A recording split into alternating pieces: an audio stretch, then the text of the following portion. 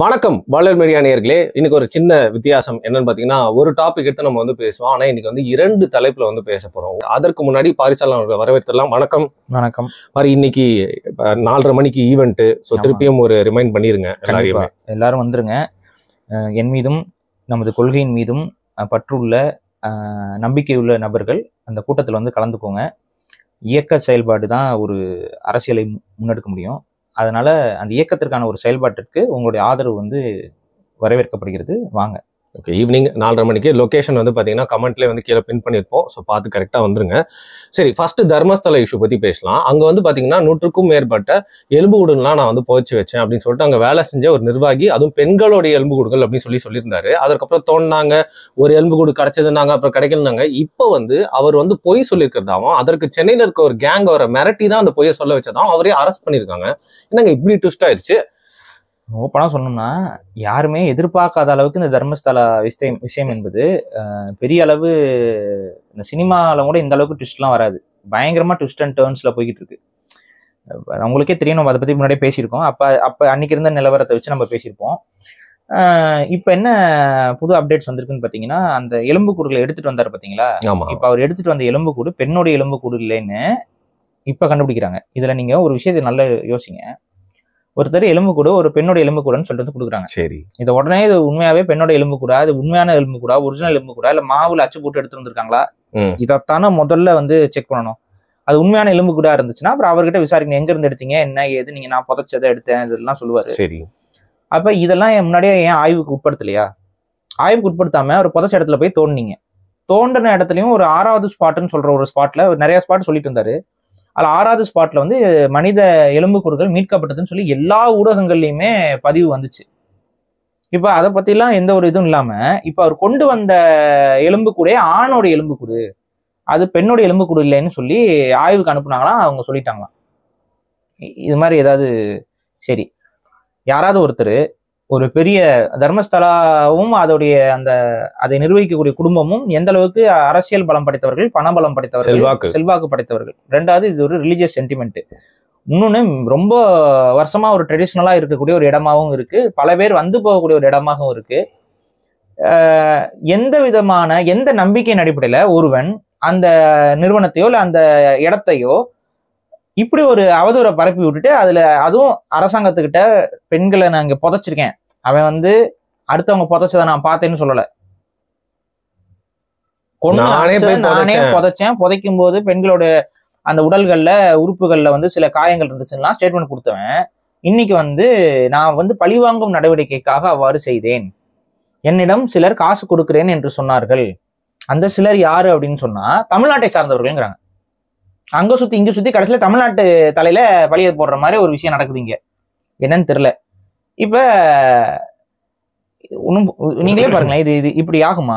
தலைகீழ ஆயிடுச்சுங்க. கொஞ்சம் கூட மாறினா பரவாயில்ல. இது அப்படியே அவன் இது பண்ணிட்டான். இப்ப இத சொல்றதுக்கு முன்னாடி அவரை அரெஸ்ட் பண்றாங்க, கஸ்டடி எடுக்கிறாங்க. அது வரைக்கும் அவரு அரெஸ்ட் பண்ணப்படல, ப்ரொடெக்ட் செய்யப்பட்டிருந்தார். இப்ப இந்த வாக்குமூலங்கள்லாம் எங்க இருந்து வருதுன்னு பாத்தீங்கன்னா, அவளை அரெஸ்ட் செஞ்சு அவர் விசாரணைக்கு உட்படுத்தினதுக்கு அப்புறம் இப்படி வாக்குமூலம் வருது. என்ன இதுல எது உண்மை எது பொய்ன்னு உண்மையிலேயே ஆண்டவனுக்கு தான் தெரியணும் போல. இது என்னன்னே தெரியல.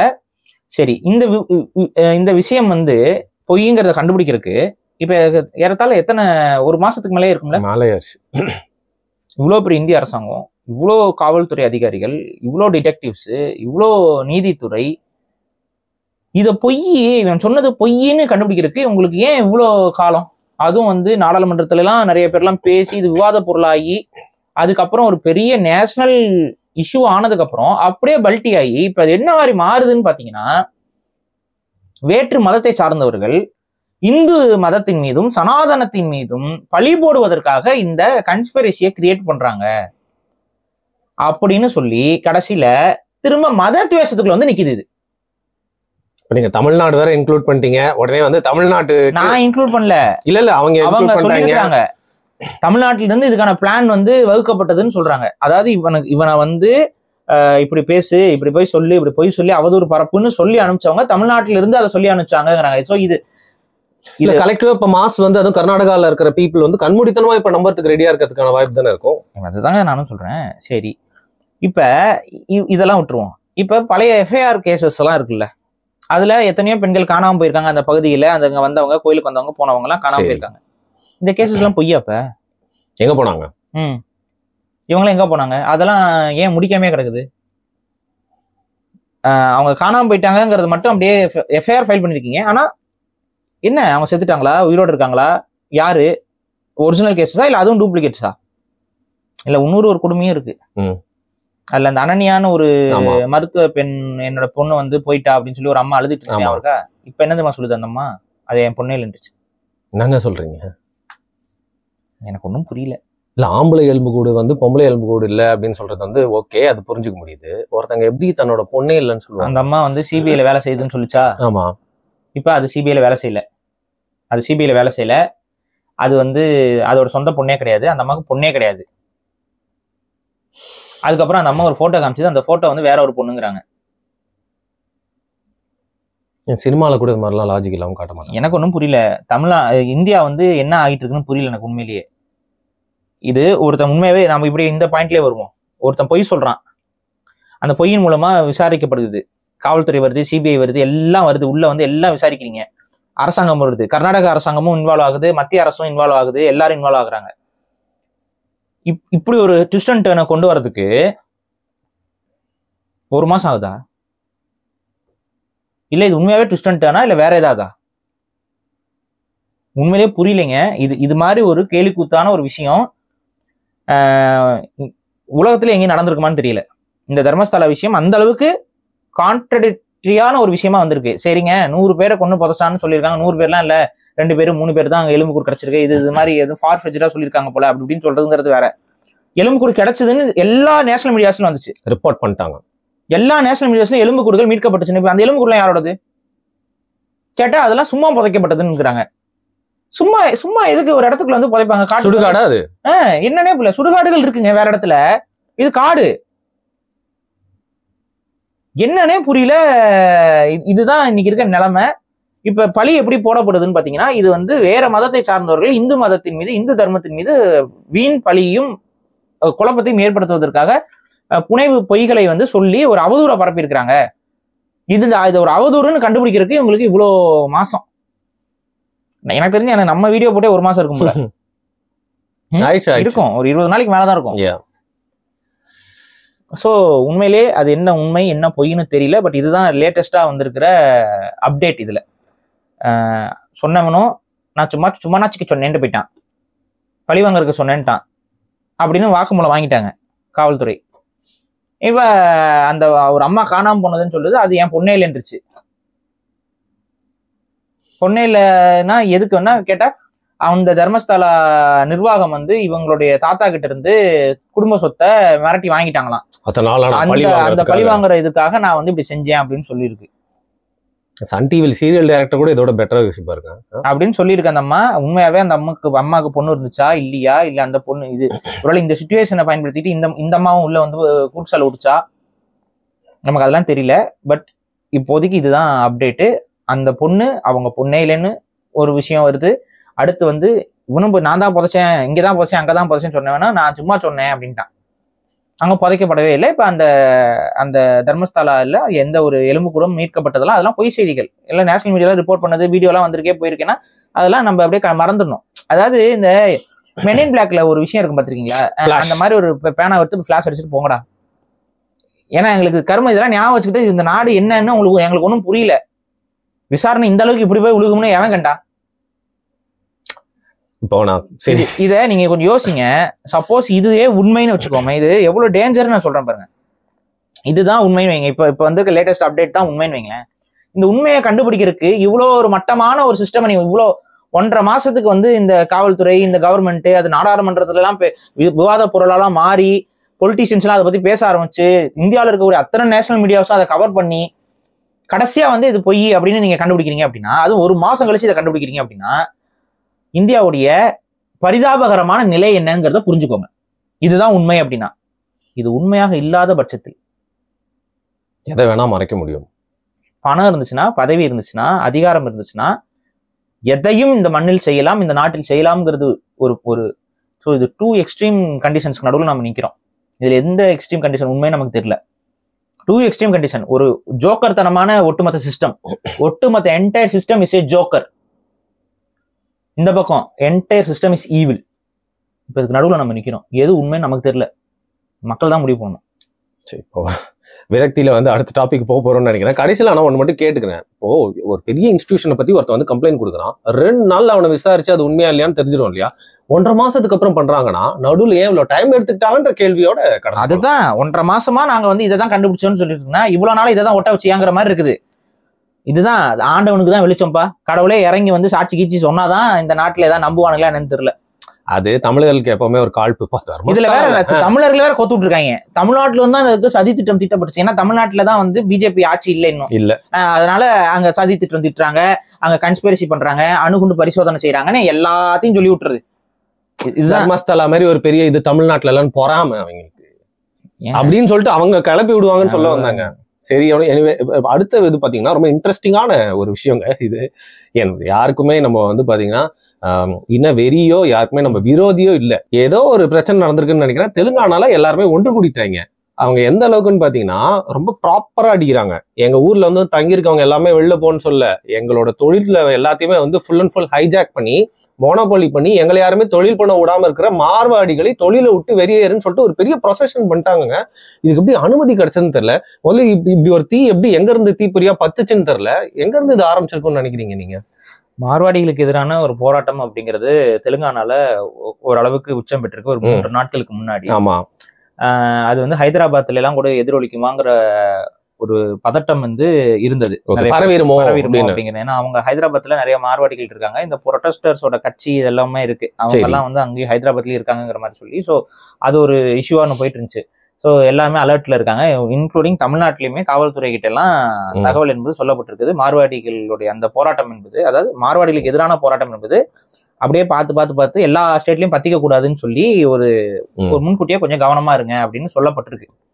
சரி, இது எங்க ஸ்பார்க் ஆச்சுங்கிறத பாத்தீங்கன்னா, ஒரு ஜுவல்லர்ஸ், ஒரு மார்வாடி நடத்தக்கூடிய ஒரு ஜுவல்லர்ஸ், அங்க வந்து ஒரு கார் பார்க்கிங்ல ஒரு சாமானியர்னா அவர் வந்து ஒரு தெலுங்கர், ஒரு தெலுங்கானாவை சார்ந்த ஒரு தெலுங்கு சமூகத்தை சார்ந்த ஒரு அந்த மண்ணின் மைந்தர், அவர் வந்து கார் ஏதோ பார்க்கிங் பண்ணியிருக்காரு போல. இதுல ஏதோ ஒரு டிஸ்பியூட் ஏற்பட்டிருக்கு அந்த கடைக்காரங்களுக்கும் அந்த பார்க் பண்ணவருக்கும். சரி, அவர் கடையில வாங்க வந்து பார்க் பண்ணாரா இல்ல இதுல எல்லாம் நம்ம கொஞ்சம் நிறைய வெர்ஷன்ஸ் இருக்கு, நம்ம தேடி பார்த்தா நிறைய வெர்ஷன்ல கதை இருக்கு, அதனால நமக்கு எதுன்னு தெரியல. உண்மையிலே யார் மேல தப்புன்னு நமக்கு தெரியல, ஆனா அது கைகலப்பா மாறி இருக்கு.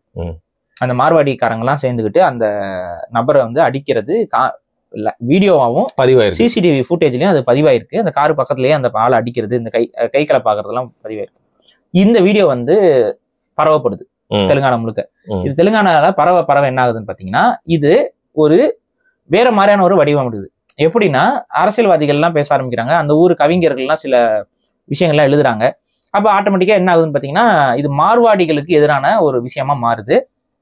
அப்ப வந்து கோ பேக் மார்வாடி அப்படின்னு சொல்லிட்டு ஹேஷ்டேக்ஸ் வந்து தெலுங்கானா மக்களால தெலுங்கானா சோசியல் மீடியாஸ் மூலமா வந்து ஸ்ப்ரெட் ஆக ஆரம்பிக்குது. அதை அப்படியே கேப்டிவேட் பண்ற மாதிரி அங்க இருக்கக்கூடிய ஒரு சில கட்சிகள் வந்து இந்த மார்வாடிகளுக்கு எதிரான போராட்டங்களையும் முன்னெடுக்கிறாங்க. மார்வாடி கடைகளை எல்லாம் மூட வைக்கிறாங்க. அதுதான் சில காணொலிகள் பார்த்துருப்பீங்க, எல்லாம் மூடுறாங்க, மூடிட்டு இது பண்றாங்க. அப்புறம் அந்த அதாவது மார்வாடி சமூகத்தை சார்ந்த தெலுங்கானா பிரதிநிதி ஒருத்தர் இருப்பார்ல, அங்க ஒரு சமூக அமைப்பு வச்சிருக்காரு. அவர் வந்து என்ன சொல்றாரு, நாங்க 45 லட்சம் பேர் இருக்கிறோம், அங்க அந்த பகுதியில் இருக்கிறோம். இந்த 45 லட்சம் பேரும் இதுவரைக்கும் நாங்க வந்து எந்தவித சட்ட புறம்பான நடவடிக்கையிலும் ஈடுபடல, இணக்கமா தான் இருக்கோம், நட்போட தான் நம்ம பழகுறோம். அது மட்டும் இல்லாம இந்த மண்ணுக்கு நாங்க ஜிடிபி எல்லாம் உயர்த்தி கொடுக்குறோம், எங்களால டாக்ஸஸ் எல்லாம் ஒழுங்கா கட்டுறோம் போறோம். அப்படி இருக்கும்போது இதை வந்து ஒரு சுமூகமா இந்த பிரச்சனையை முடிங்க, ஒரு ஒரு வெறுப்பை வந்து வளர்க்க வேண்டாம் அப்படின்னு சொல்லி அவரு ஒரு ஸ்டேட்மெண்ட் கொடுத்திருக்காரு. மத்திய பொருளாதார அமைச்சர்கள் இவங்க எல்லாமே ஆளாளுக்கு ஒரு ஸ்டேட்மெண்ட் கொடுக்குறாங்க. அதாவது என்னன்னா, இந்த பிரச்சனையை வந்து இதோட விடுங்க, இது வந்து இது ஒரு சின்ன ஒரு பர்சனல் மோட்டிவாக வந்த ஒரு விஷயம், பர்சனல் மோட்டிவ் வந்தது வந்து ஒரு இனத்தோட சேர்த்து நீங்க பாக்காதீங்க, எல்லாரும் அப்படி நடந்துக்க மாட்டாங்க அப்படின்னு சொல்லி மார்வாடிகள் சைட்ல தவறு இருந்தாலும் அது வந்து அந்த ஒரு குறிப்பிட்ட குரூப்புக்கு மட்டும்தான் நீங்க சொல்ல முடியுமே ஒழிய ஒட்டுமொத்த மார்வாடிகளுமே இப்படி தப்பானவங்க நீங்க சொல்லி பேசக்கூடாது அது இதுன்னு சொல்லிட்டு அந்த மாதிரி டிபேட்ஸ் லொட்டுலாம் தெலுங்கானால பயங்கரமா போய்கிட்டு ஆரம்பிச்சிருச்சு.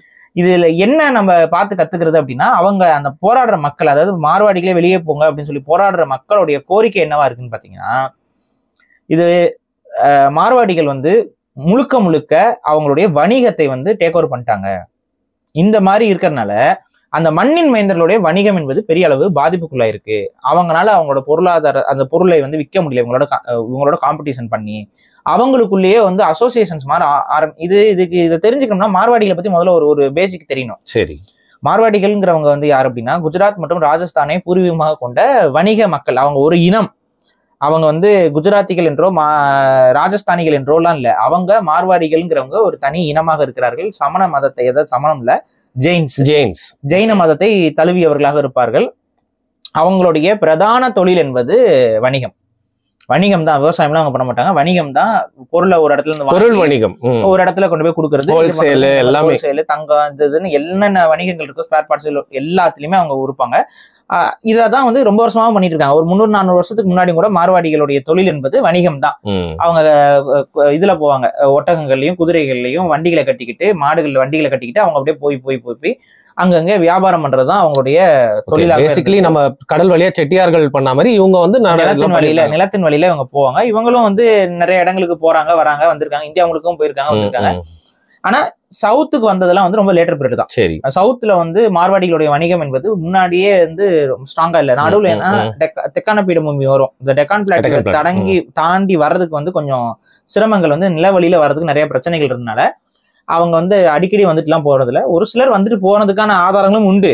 ஆனா ஒரு பெரிய நெட்வொர்க்கெல்லாம் அவங்க அந்த காலத்துல இருந்து இல்ல. ஆனா இவங்க வந்து எங்க அதிகமா வணிகம் செய்வாங்கன்னு பாத்தீங்கன்னா பாகிஸ்தான், ஆப்கானிஸ்தான், அதுக்கப்புறம் அந்த பக்கம் இருக்கக்கூடிய பெர்ஷியா, இந்த மாதிரியான இந்த நிலவதி பாதையில போவாங்க. அதுக்கப்புறம் இந்த பக்கம் வந்து பாத்தீங்கன்னா சீனா வரைக்கும் போற பாதைகள்லயும் நிலவழி பாதைகள் எல்லாத்தையுமே பயன்படுத்தி போயிட்டு இருப்பாங்க. சீனர்களோடையும் இவங்களோட வணிகம் என்பது ரொம்ப கம்மி தான். சொல்லிக்கும்படியாக இல்லை. ஏன்னா நிலவழியில சீனாவுக்கு போறதுல நடுவுல வந்து நிறைய திருட்டு கும்பல்லாம் இருந்துச்சு. மங்கோலிய நபர்கள் வந்து குதிரையில வந்து திருடிட்டு போற பழக்கம்லாம் நிறைய இருந்தனால அது வந்து ரொம்ப ரிஸ்கான ஒரு எக்ஸ்பெடிஷன். அதனால அவங்க அதை பண்ண மாட்டாங்க.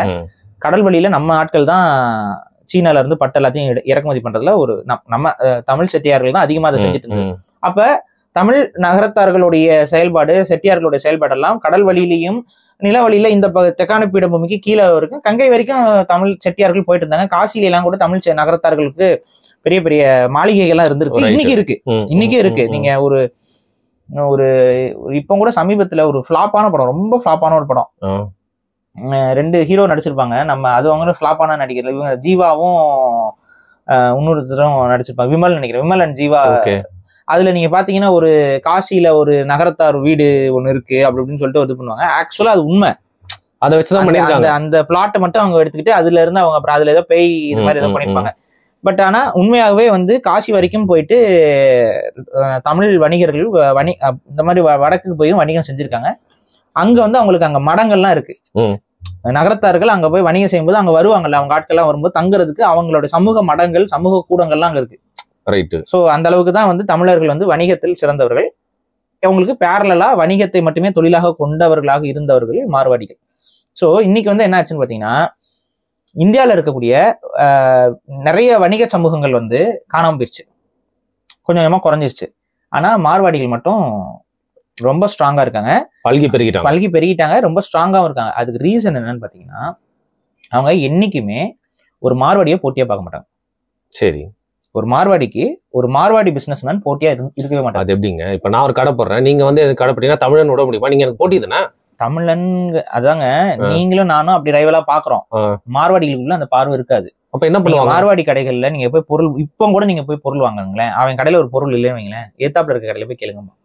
சரி, நீங்க மார்வாடிகள்கிட்ட நீங்க பாருங்க, நீங்க மார்வாடிகளோட இந்த கடைகள்லாம் வந்து சவுகார்பேட்டை இதுல எல்லாம் அதிகமா இருக்கு, நீங்க போய் பாத்தீங்கன்னா தெரியும். அவங்க பொருள்ல ஒண்ணு இல்லை அப்படின்னா என்ன, அந்த எதிர்த்தாப்புல கடை நான் அவர்கிட்ட கேளுங்க வச்சிருக்கலாம் அப்படிம்பாங்க. போன்லாம் கூட பண்ணி இது பண்ணுவாங்க, கேட்டுலாம் அனுப்புவாங்க. ஸோ மார்வாடிகளுக்குள்ள அந்த ஒரு அவங்க சமூகத்துக்குள்ள மட்டும். இப்ப சப்போஸ் மார்வாடி கடை எதிர்த்தாப்புல ஒரு தமிழ் கடை இருக்குன்னு வைங்க, இது அப்படி இருக்காது. என்ன பண்ணுவாங்கன்னா ஏத்தாப்புல ஒரு கடை இருக்குல்ல, அங்க போய் பொருள் கேளுங்க சொல்ல மாட்டாங்க. நீங்க சரிங்க அந்த கடைக்கு போறேன்னா கூட அங்கெல்லாம் எதுவும் இருக்காதுங்க, ஒழுங்க அங்கெல்லாம் ஏன் கலப்பட பொருள் அப்படின்னு போயிடுவாங்க. 2 நாள் வெயிட் பண்ணுங்க, நான் உங்களுக்கு ஆர்டர் பண்ணி வர வைக்கிறேன் அப்படி சொல்லுவாங்க. புரியுதா? இதுதான் அவங்களுடைய மென்டாலிட்டி. இதுதான் இங்க பிரச்சனையே. நீ உன்னுடைய சமூகம்னு வரும் பொழுது அந்த ஒரு உடன்பாடோடு இருக்கு இல்ல, அதே போல அவங்க இதுல வந்து பாத்தீங்கன்னா கடன் கொடுப்பாங்க. அவங்க மார்வாடி அசோசியேஷனுக்குள்ள கடன் கொடுப்பாங்க. பெரிய பெரிய பிசினஸ் மார்க்கெல்லாம் அவங்க கிட்ட இருந்து வர வருமானத்துல ஒரு வருமானத்தை இந்த மாதிரி வட்டிக்கு கொடுக்குறதுன்னு வச்சிருப்பாங்க. சரி. இவங்களுக்கு இந்த மார்வாடிகளுக்கு மட்டும் ரொம்ப குறைஞ்ச வட்டியில கொடுத்து தொழில் தொடங்க வைப்பாங்க. இப்ப நீங்க ஃபார் எக்ஸாம்பிள் மார்வாடி குடும்பத்துல பிறந்துட்டீங்க, இப்ப அக்கறைக்கு லைட்டா அப்படி இருக்கலாம் இல்லைங்க, நீங்களே இப்படி சைட்ல ஒரு இது வச்சுட்டு அந்த மாதிரி இருக்கீங்கன்னு நீங்க அப்போ என்ன பண்ணுவாங்க, சரி நம்ம சமூகத்துல இருக்கிற ஒரு ஆளா போயிட்டீங்க, சரி ஓகே இப்போ வந்து இவருக்கு பிசினஸ் எதாவது இல்லை, நீங்க விட்டு ஜாலியா போயிட்டு வீடியோ எடுத்துட்டு ஏதோ சேனல் நடத்துறேன் அதை நடத்துறேன்னு போயிட்டு வாழ்க்கை தொலைச்சிட்டீங்கன்னு வச்சுக்குவோம். நம்ம வந்து இப்போ எப்ப பார்த்தாலும் யூடியூப்னு போயிட்டு நாசமா போகுது, நீ ஒன்னும் இல்ல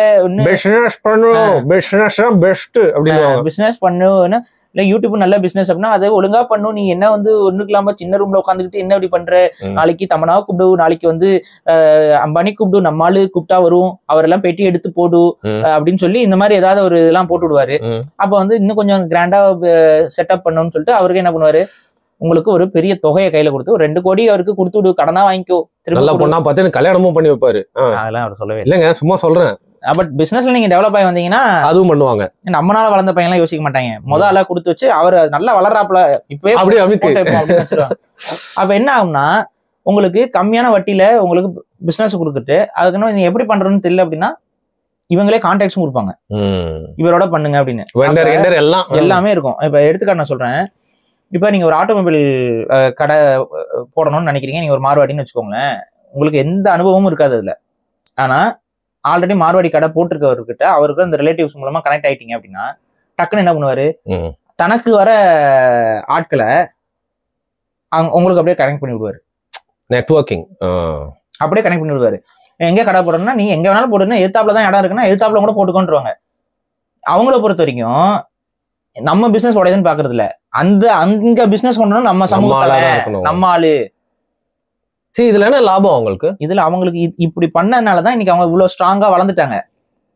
இப்படி அதாவது எந்த ஒரு விஷயத்தையுமே நம்ம கிட்ட நம்ம சமூகத்தை நம்ம தான் வளர்த்து விடணும், நம்ம சமூகத்துக்கு நம்ம தான் பாதுகாப்பா இருக்கணும், நம்ம சமூகத்தை மட்டுமே வளர்த்து விடணும். இந்த மாதிரியான கோட்பாடு அவங்க கிட்ட இருக்கனால அவங்கள அடிச்சுக்கவே முடியாது. இதுல எந்த தவறும் எனக்கு தெரியலையே பாரி. அவங்க இல்ல எந்த தவறும் கிடையாதுங்க, இதை அனுமதிக்கிற நம்ம கிட்ட தான் தவறு. சரி, ஏன்னா நீங்க மார்வாடி கிடையாது, மார்வாடிகள் அவங்களுக்கு உண்மையா இருக்கிறாங்க, அது வேற. ஆனா இந்த மண் வந்து தமிழர்களுக்கானது, அந்த மண்ணு தெலுங்கானா வந்து தெலுங்கர்களுக்கானது. அங்க இருக்கக்கூடிய வியாபாரிகள் என்ன பண்றது, எல்லா சமூகத்திலயும் வந்துட்டு வியாபார சமூகங்களும் உண்டு இருக்கு புரியுதுங்களா? அந்த வியாபார சமூகங்களும் என்ன பண்றது, இன்னைக்கு நல்ல கவனிங்க, நகரத்தார் செட்டியார்கள் ஒரு காலத்துல இப்படித்தான் இருந்தாங்க, கொலை வச்சுட்டு இருந்தாங்க. இதே சிஸ்டம்னா நகரத்தார்கள்கிட்ட இருந்துச்சு ஒரு காலத்துல. ஆனா அதை விட்டுவிட்டு கொஞ்சம் கொஞ்சமா உடஞ்சு இன்னைக்கு நகரத்தார்கள் பெரும்பான்மையா வந்து வியாபாரத்துல இருக்காங்களான்னா இல்ல, இருக்கிறாங்க. ஆனா பழைய குளோரியில இல்ல, டாமினண்டா இல்ல, முன்னாடி இருந்த இடத்துல இல்ல. முன்னாடி எந்த அளவுல இருந்தாங்க தெரியுமா? பிரிட்டிஷ் கவர்மெண்ட்டுக்கு ஃபினான்ஸ் பண்ணாங்க தெரியுமா? ஃபிளைட் வாங்கிட்டு வந்து இறக்குனாங்க. பிரிட்டிஷ் கவர்மெண்ட்டுக்கு ஃபினான்ஸ் பண்ணிட்டு இருந்திருக்காங்க. பிரிட்டிஷ் கவர்மெண்ட்டை பகச்சுக்கல, வந்து இந்தாங்க என்ன காசு தானே, இந்தா பிடிச்சிக்கோ காசு அப்படின்னு சொல்லி அவங்க நம்ம அளவு கொடுத்துட்டு இருந்திருக்காங்க. அந்த அளவுக்கு ரொம்ப ஸ்ட்ராங்கான ஒரு பிசினஸ் எம்பையரா அவங்க உருவாயிருக்காங்க. ஆனா இன்னைக்கு எப்படி இருக்கு? இன்னொன்னு என்னன்னா, அவங்க நகரத்தார்களுக்கு தான் ராஜான்னு பட்டம் போட்டுக்கிறதுக்கு அரசர்களே அனுமதிச்சாங்க. ஏன் அரசர்களே அனுமதிக்கணும்னா, அரசர்களுக்கே ஏதாவது பண பிரச்சனைனா கைமாத்து கொடுத்தீங்கன்னா கொஞ்சம் கைமாத்துக்கு காசு வரும், கடன் வாங்குவாங்க. இதெல்லாம் அந்த அளவுக்கு பொருளாதாரத்தை ஒரு காலத்துல கட்டமைச்சு வச்சிருந்த தமிழ் சமூகம் கடைசியில வியாபாரத்துல இருந்து கொஞ்சம் கொஞ்சமா ஒண்ணுமில்லாம போய் காணாம போயிடுச்சு. இன்னைக்கு எல்லாம் வந்து அப்படியே ஒரு மாதிரி அந்த செட்டிலா இருக்காங்க. இதுக்கப்புறம் வந்து இதே ஸ்ட்ராட்டஜியை ஃபாலோ பண்ணி தங்க சமூகத்தை முன்னேற்றணுங்கிற எண்ணத்தோட செயல்பட்டவங்க நாடார்கள் மட்டும்தான் நம்ம சமூகத்தை எப்படியாவது இதே முறையில முன்னேற்றி வரணும்னு பார்க்கும்பொழுது, எப்படி நகரத்தார்கள் ஒரு காலத்துல வணிகம் செய்து வந்தார்களோ, எப்படி இன்னைக்கு கண் முன்னாடி மார்வாடிகள் ஸ்ட்ராங்கா டாமினேட் பண்றாங்களோ, அதே மாதிரி நம்மளும் வந்து வரணும்னு சொல்லிட்டு. அது மட்டும் இல்லாம நாடார்கள்ல ஒரு சில இடங்கள்ல இருக்கக்கூடிய நாடார்கள் வந்து பெரிய அளவுல தீண்டாமைகளுக்கும் உள்ளாக்கப்பட்டிருந்தார்கள், கேரள பகுதிக்குள்ள இருக்க நாடார்கள். அப்ப எல்லாத்தையும் அதை சரி செஞ்சு மேல கொண்டு வரணுங்கிறதுக்காக அவ்வளோ கிரவுண்ட் ஒர்க்கை போட்டு அன்னைக்கு இருந்த நாடார்களோட முன்னோர்கள் எல்லாம் முயற்சி செஞ்சு சங்கங்கள்ல இன்னைக்கு வந்து நாடார்கள் வந்து one of the strongest community for business. இன்னைக்கு அப்படி பார்த்தா வந்து ஒரு one of the richest Tamilian Shiv Nadar அப்படின்னு கூட சொல்லலாம். எல்லா இடத்துலயுமே இருக்காங்க நாடார். உங்களுக்கு வந்து நாடார்களை பொறுத்த வரைக்கும் இன்னைக்கு ஒவ்வொரு சமூகத்தையும் எடுத்துக்கோங்களேன், தமிழ் சமூகங்கள்ல அதுல நாடார் சமூகத்தினுடைய பொருளாதாரம் என்பது கலெக்டிவா ரொம்ப அதிகம். கலெக்டிவா நாடார் சமூகத்திடம் பொருளாதார வலிமை என்பது கொஞ்சம் அதிகமா தான் இருக்கும். காரணம் என்னன்னா அவ்வளவு உழைப்பு. அவ்வளவு உழைப்பை வந்து அவங்க மெனக்கிட்டு பண்ணாங்க. இப்ப நீங்க நாடார்கள்கிட்டயும் பாத்தீங்கன்னா அந்த கடை வைக்கிறது போறதுக்குலாம் எல்லா உதவியும் செய்வாங்க. ஊர்ல இருந்து ஒரு பையனை கூட்டு வந்து அவங்களே பக்கத்தெருலே ஒரு கடையும் போட்டு தந்து அதை டெவலப் பண்ணி இப்படிதான் வணிகம் என்பது இருந்தால் வணிக சமூகமாக குலைச்ச முடியும். அப்ப இன்னைக்கு வணிகம் என்பது இத்தகையதுதான் சரிங்களா. இப்ப இதுல இன்னைக்கு இந்த ஸ்ட்ராட்டஜியை பயன்படுத்தி இந்தியாவிலே ரொம்ப ஸ்ட்ராங்கா வணிகத்துல இருக்கிறது யாருன்னா அந்த பனியாஸ் அண்ட் இந்த மார்வாடிஸ் இவங்க தான் சரிங்களா. இப்ப இவங்கனால என்ன பிரச்சனை இந்த வேற மக்களுக்கு அப்படின்னு பாத்தீங்கன்னா, ஒண்ணு இவங்க ஓவரால் அந்த ஸ்டேட்டுடைய பாலிடிக்ஸ்க்கு எந்த விதமான அஃபிலியேஷனும் அவங்களுக்கு இருக்காது. ஆதரவோ எதிரோ அப்படி இருக்காது. அவங்க பெருசா கண்டுக்க மாட்டாங்க. யார் கேட்டாலும் டொனேஷன் கொடுத்துருவாங்க. டொனேஷன் கொடுத்துட்டு போயிருவாங்க. அவங்கள பொறுத்த வரைக்கும் நீங்க ராமன் ஆண்டாலும் ராவண ஆண்டாலும் எங்களுக்கு பிரச்சனை இல்லைங்கிற கான்செப்ட் தான் அவங்களுக்கு.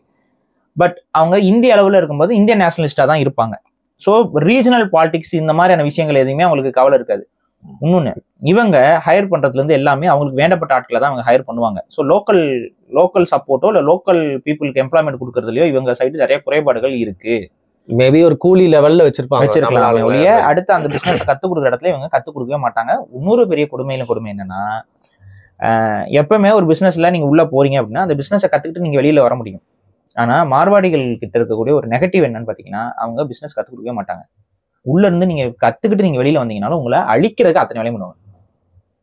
ஆனா பிசினஸா பார்த்தா இதெல்லாம் வந்து ஒரு business ethics R what ever அதுல வந்து சரிதானே. அது வந்து அவங்க சமூகத்துக்குள்ள நீ வந்து வாழ்றதுக்கு எல்லா வேலையும் பண்ற. சரி, அதே இதை வேற ஒரு சமூகத்தை செய்யும் பொழுது அவனை அழிக்கிறதுக்கு எல்லா வேலையும் பண்ணுவேன். அது நம்ம தான் ஏதாவது மெக்கானிசம் கண்டுபிடிக்கணும் அதை பிரேக் பண்ணி வர்றதுக்கு. அதுதான் இங்க பிரச்சனை. இதை மெக்கானிசம் கண்டுபிடிச்சு வைக்கணும். கவர்மெண்ட் வந்து முழு சப்போர்ட் அவங்களுக்கு கொடுக்கும். ஏன்னா பினான்ஸ் சப்போர்ட் இவங்க கொடுத்துருவாங்க. சோ கவர்மெண்டா இங்க மக்களால் தேர்ந்தெடுக்கப்படுற கவர்மெண்ட் வந்து அந்த மண்ணின் மைந்தர்களுக்காக இல்லாம இந்த நாடை பத்தி எந்த கவலையும் படாத மார்வாடிகளுக்கும் பனியாக்களுக்கும் சேவகம் செய்யற கவர்மெண்டா மாறி நிற்கும். புரியுதுங்களா சொல்றது? அப்ப என்ன ஆகும்னா இவங்க இஷ்டத்துக்கு ஒரு விலையை வைப்பாங்க. மார்க்கெட்டை ஃபுல்லா டிக்டேட் பண்ணுவாங்க. எல்லா பக்கமும் நகை கடை இவங்களோடது. அடுத்து என்ன ஆகும்? இப்போ தமிழர் நகை கடை போட்டிருக்கீங்கன்னு வைங்க, அவங்க வைக்கிற ரேட்டு தான். உங்களை காலி பண்ணணுங்கிறதுக்காக ரேட்டை குறைப்பாங்க எல்லாரும் சேர்ந்து முடிவு பண்ணி. அவங்க உங்களோட வெண்டார் கிட்ட நீங்க அவ்வளவு கம்மியாக வாங்க முடியாது. வெண்டாரா அவன் இருப்பான். உங்களை லாக் பண்ணிடுவாங்க. கொள்முதலே பண்ண முடியாது. உங்களுக்கு ப்ராப்பர் வெண்டார் கடை நீங்க கவனிங்க. ஆட்டோமொபைல் ஷாப் இன்னைக்கு யார் கையில இருக்கு? அவங்க கிட்ட தான் இருக்கு.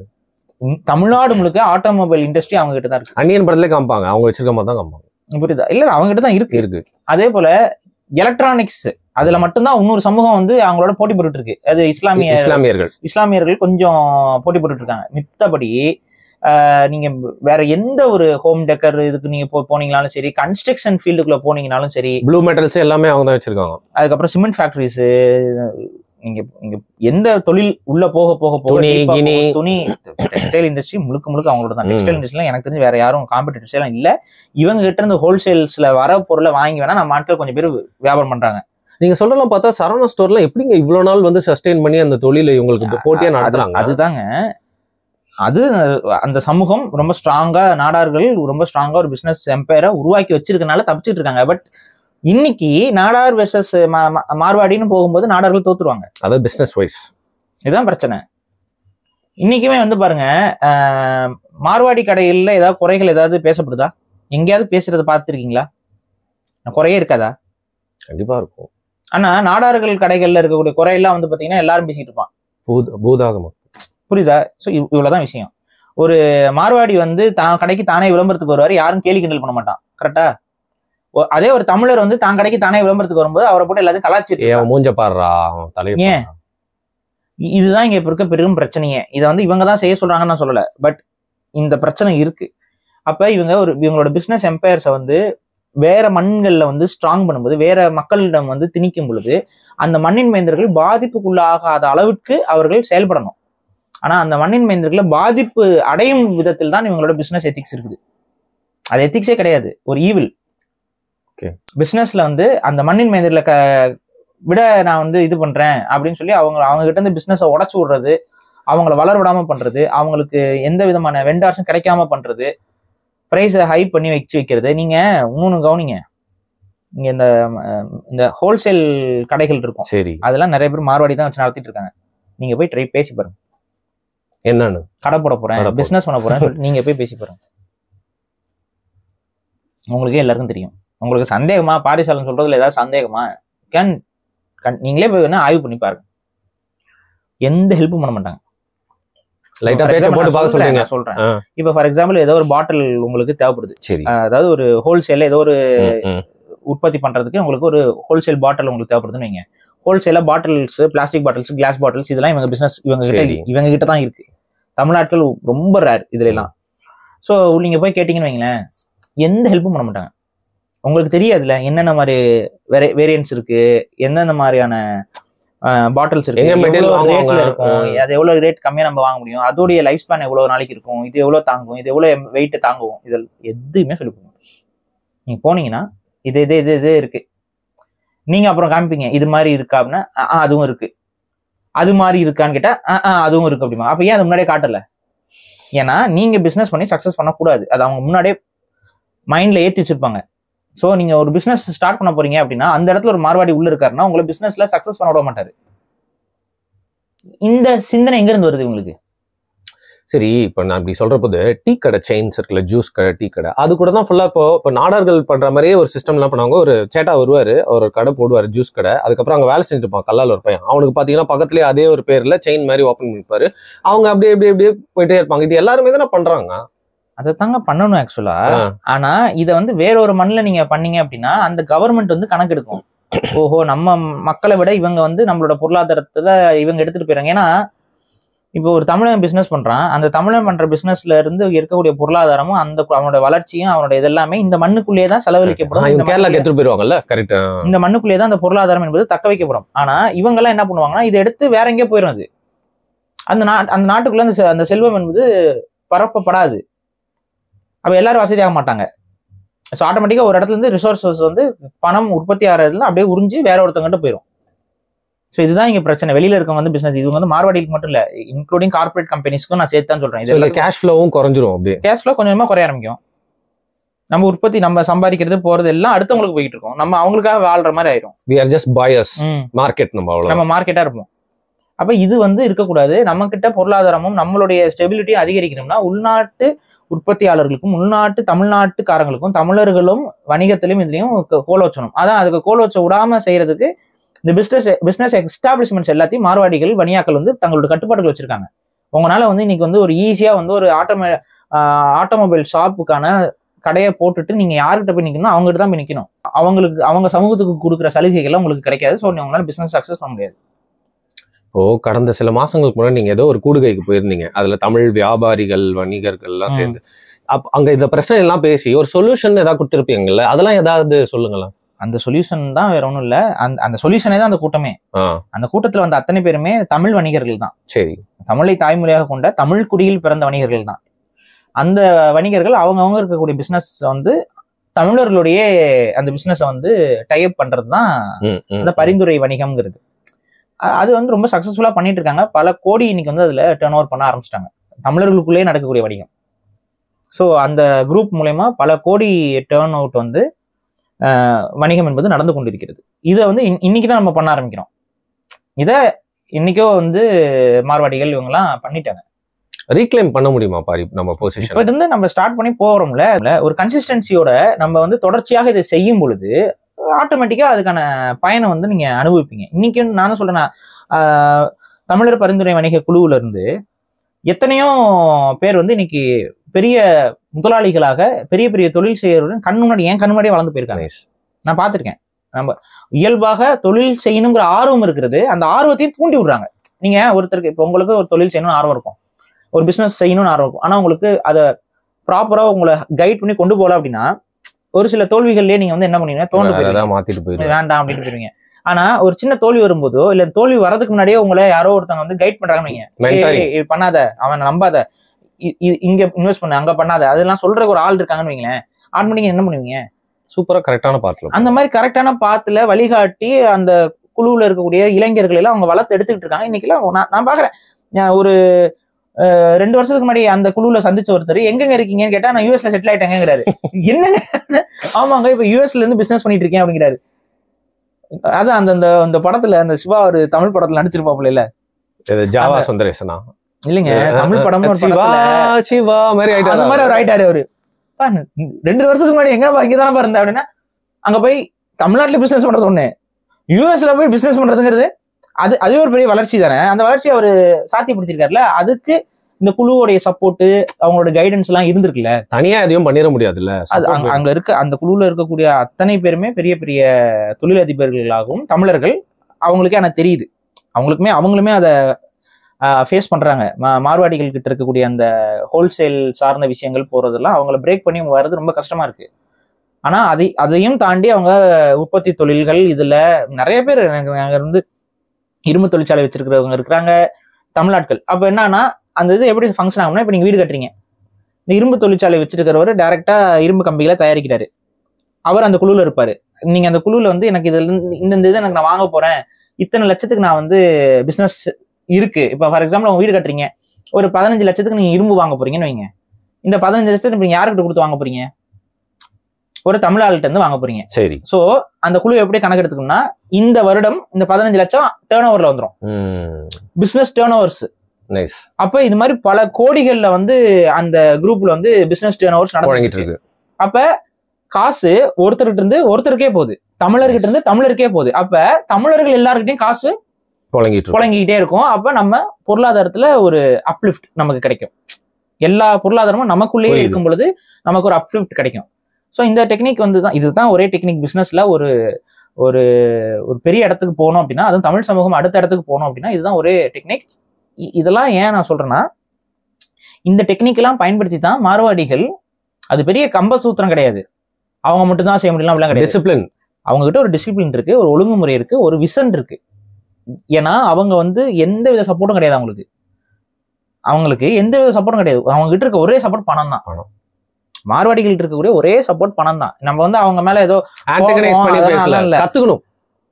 எந்த ஒரு சமூகத்திலயும் பாசிட்டிவ் இருக்கும், மைனஸ் இருக்கும். இவங்க கிட்ட இருக்கக்கூடிய பாசிட்டிவ்ஸ் இது, நெகட்டிவ்ஸ் இது. ஆனா அந்த பாசிட்டிவ் அண்ட் நெகட்டிவ்ஸ் அவங்க வச்சிருக்கிறது மூலமாக இன்னைக்கு அவங்களுடைய பிளேஸ் எங்க இருக்கு? மார்வாடிகளுடைய இடம் வந்து உயர்வான இடத்துல தான் இருக்கு இந்தியாவில். இந்தியன் பாலிடிக்ஸ் அவங்களால கண்ட்ரோல் பண்ண முடியும், இந்தியாவில் நடக்கக்கூடிய எல்லா விஷயத்தையும் அவங்களால கண்ட்ரோல் பண்ண முடியும். அந்த இடத்துல தான் அவங்க இருக்காங்க. அப்ப அவங்க கிட்ட இருந்து நம்ம கத்துக்க வேண்டிய விஷயம் என்னன்னா, அந்த தன் இனத்தவனுக்கு அப்படிங்கும்போது ஒரு முன்னுரிமை கொடுக்குறாங்கல்ல, ஒரு இடம் கொடுக்குறாங்கல்ல, நம்ம இனத்தவன் வரும்போது வா செய்யுங்கிறாங்கல்ல, இந்த பண்பை வந்து நாம் வளர்த்து கொள்ள வேண்டும். ஆனா நம்ம பிரச்சனை என்னன்னா, நம்ம கிட்ட நண்டு கதைகள் தான் சொல்லப்படும். நம்ம இனத்துக்குள்ளேயே தான் நம்ம தன்னின பகையில தான் நம்ம அடிச்சுக்குவோம். இதுதான் தமிழ் சமூகத்தோட பெரிய குறைபாடு. ஆனா அது மார்வாடிகள்கிட்ட அது கிடையாது. அவங்களுக்குள்ள அந்த பிசினஸ் ரைவலே இருந்தாலும், ஒரே பிசினஸ் செய்யக்கூடிய ரெண்டு பெரிய பெரிய சகாப்த தலைகள் இருந்தாலும் காமன் மினிமம் ப்ரோக்ராம்ல அவங்க அடிச்சுக்க மாட்டாங்க. அண்டர்ஸ்டாண்டிங்ல வந்துருவாங்க. நம்ம ரெண்டு பேரும் சேர்ந்து இன்னொருத்தனை அடிக்கணும்னா அவங்க ரெண்டு பேரும் சேர்ந்துருவாங்க டக்குன்னு. அந்த ஒரு பிசினஸ் எத்திக்ஸ் வந்து அவங்க கிட்ட இருக்கு. அந்த பிசினஸ் எத்திக்ஸ் நம்ம சமூகங்கள்கிட்ட இருந்தது தான். அதை வந்து நம்ம இன்னைக்கு விட்டுட்டு உட்காந்துருக்கோம். திரும்ப மீட்டெடுக்கணும். அதுக்கு ஒரு விஷயம் தான் இந்த ஒரு அவேர்னஸா இந்த வீடியோ பேசுறோம். இதுல அடிப்படை என்னன்னா, நம்ம தெலுங்கானாவை பொறுத்த வரைக்கும் அங்க இருக்கக்கூடிய மக்கள் வந்து இவங்க வந்து நம்மளே சுரண்டுகிறார்கள் அப்படிங்கிற ஒரு கோபத்தோட வெளிப்பாடா அந்த போராட்டத்தை நடத்தியிருக்கிறாங்க. இப்ப அது கிட்டத்தட்ட முடிகிற தருவாய்க்கு வந்துருச்சு. ஆனா ஒரு அவேர்னஸ் அங்க ஃபுல்லா ஸ்ப்ரெட் ஆயிருக்கு. மார்வாடி கடைகள்ல வந்து நம்ம ஒரு பேசு பொருள் ஆயிருக்கு. நம்ம மக்களுக்கு நம்ம வந்து ஹெல்ப் பண்ணணும். நம்ம மக்களுடைய கடையில ஒரு 5 ரூபா 10 ரூபா அதிகமா இருந்தாலும் நம்ம வாங்கணும் அப்படிங்கிற அந்த ஒரு மென்டாலிட்டி. இந்த மென்டாலிட்டி நம்மளும் வளர்த்துக்கணும். ஏன் நான் சொல்றேன் அப்படின்னா, ரொம்ப கண் முன்னாடி பார்க்கக்கூடியது. நம்ம வீடுகள்லயே நீங்க பார்த்திருப்பீங்க, பெரிய கடை இருக்கும், அவன் எம்ஆர்பின்னு ஒன்று வச்சிருப்பான், கரெக்டா எம்ஆர்பிலேயே அடிப்பான் பில்ல. ஏதாவது நம்ம பேசுறோமா? அப்படியே கட்டிட்டு வாங்கிட்டு வந்துட்டு இருக்கோம். ஆனா ஏலப்பாளைகளா இருப்பாங்க, தலையில கூடையை வச்சுட்டு தூக்கிட்டு வந்துட்டு ஒரு பழங்களையோ ஒரு இதையோ வைப்பாங்க. அவங்க கிட்ட போயிட்டு 10 ரூபா குறைக்கிற, அதை ஒரு 10 ரூபா குறை, இதை ஒரு 10 ரூபா குறைன்னு சொல்லி பேசிக்கிட்டு, இது போன வாரம் கம்மியா இருந்துச்சு அது அவங்க கிட்ட உட்காந்து எதனால நீ விலையை ஏத்தனேன்னு சொல்லி அவங்க கிட்ட ஒரு டிபேட் பண்றது. டிபேட்ல நிர்மலா சீதாராமன் பண்ணிருக்கணும். அதெல்லாம் பண்றது விட்டுறது. பொருளாதாரத்தை பத்தி எதுவுமே இல்லாம இருக்கிற அவங்க கிட்ட போயிட்டு எப்படி நீ விலையை ஏத்தலாம், எப்படி நீ இதே பண்ணலாம் அப்படின்னு சொல்லிட்டு அவங்கள போய் நோண்டிட்டு இருக்கிறது. இதெல்லாம் பண்றோமா இல்லையா? நம்ம கிட்ட இருந்து ஒரு 10 ரூபா போகுது, அவங்களுக்கு போயிட்டு போகுது. அந்த 10 ரூபாய் வச்சு நீ என்ன பண்ணிட போற? நீ இப்படி யோசி. நாளைக்கு நீ நடந்து போற, உன் தலையில ஒரு இடி வந்து விழுந்து செத்து போயிட்டீங்கன்னா என்ன பண்ண முடியும்? ஒண்ணும் பண்ண முடியாதுல்ல. அப்ப இருக்கிற வரைக்கும் இந்த மாதிரி சில்லறத்தனத்துக்கு, இது பேர் தான் சில்லறத்தனம். சில்லறத்தனத்தை பண்ணாத. ஒரு சின்ன சின்ன விஷயத்துக்கும் ஒரு 5 ரூபா 10 ரூபா எக்ஸ்ட்ரா போறதுனாலயோ கீழே போறது, இதெல்லாம் ஒரு விஷயம் இல்லை. அதுக்காக உட்காந்துட்டு ஒரு டைம் வேஸ்ட் பண்ணிட்டு இருக்க பாரு. போன வாரம் இது இப்படி இருந்துச்சு, அதுவா இருந்துச்சு. நீங்க சொல்லலாம், நீங்க இப்படி வசதி வாய்ப்பு அப்படிலாம் கிடையாது, நான் மண்டையில ஏத்துங்க. நீங்க நிறைய பேர் உடனே அப்படி நினைச்சுக்கீங்க, நாங்கெல்லாம் பட்ஜெட்ல வச்சுதான் வாழ்றோம். நீங்க பட்ஜெட்ல வாழ்றீங்கிறது ஒரு பக்கம் இருக்கட்டும், அந்த பட்ஜெட்டை யாருகிட்ட காட்டுறீங்க? அதுதான் சொல்றேன். இதுதான் நான் சொல்றேன். பட்ஜெட்ல வாழ்றது எல்லாம் புரியுது. ஒரு 5 ரூபா 10 ரூபா எக்ஸ்ட்ரா போறதுனாலயோ, அது அவங்க கிட்ட விட்டு வம்பு பண்ணி நீங்க ஒரு சிக்கனம் பண்றதுனாலயோ உங்களுக்கு சிக்கனமாக இருக்காது. எப்பவுமே அடுத்தவங்களுடைய அதுவும் வறுமையில இருக்கவங்களுடைய வாயிலையும் வயிற்றுலையும் நம்ம அடிக்க கூடாது. இவ்வளவுதான் விஷயம். நான் சொல்றேன்னா, நிறைய பேர் பெரிய பெரிய ஹோட்டலுக்கு போறாங்க, காஃபி ஷாப்ஸ்க்கு போறாங்க, அங்கெல்லாம் வந்து ஏதாவது பார்கெயின் பண்றோமா? ஒரு பஃப்னா எவ்வளவு விலைக்கு விற்கிறான்? நம்மளே போறோம், சாப்பிட்டு தானே வரோம். ஆனா இதே வந்து ஒரு லோக்கலான ஒரு ஆட்கள், நம்ம ஆட்கள் வந்து யாராவது ஒருத்தவங்க வந்து ஒரு சின்ன பிசினஸ் பண்ணும்போது, இது என்ன இவ்வளவு விலைக்கு விற்கிறீங்க, அது என்ன அவ்வளவு விலைக்கு விற்கிறீங்க, அவன் அதிகமாக கூட வச்சிருக்க மாட்டான், 10 ரூபாய்க்கு விற்பான். அதுக்கு ஏன் 10 ரூபா? ஒரு மென்டாலிட்டி. அது அந்த மென்டாலிட்டி மாறணும் நமக்கு.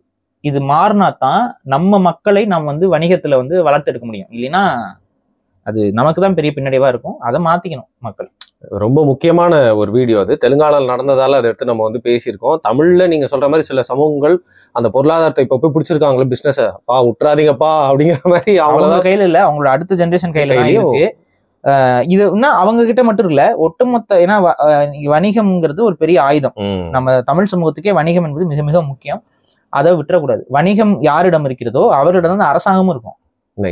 இதான் ரியாலிட்டி. அதானி, அம்பானி, உலகம் முழுக்க யூதர்கள், அவங்ககிட்ட தான் வணிகம் இருக்கு. அதனாலதான் அவங்ககிட்ட அரசாங்கம் இருக்கு. அவன் கொலையே பண்ணாலும் கேட்கறதுக்கு நாதி இல்லை. பாலஸ்தீனத்துல நீங்க பாத்துட்டு இருக்கீங்களே, இதேதான் எல்லா விஷயங்களும். அப்ப வணிகம் யாரிடம் இருக்கிறதோ அவரிடம் தான் அரசாங்கம் இருக்கும். இதை மனசுல எடுத்துக்கோங்க. தமிழர்கள் வணிகத்தில் முதல்ல கான்சன்ட்ரேட் பண்ணி மேல வரணும். அப்பதான் அரசாங்கம் நம்ம கைக்கு வரும். நானும் இதை விட்டுட்டு சீக்கிரம் ஏதாவது பிசினஸ் ஆரம்பிக்கிற பாரு. மிக்க நன்றி பாரு. நன்றி.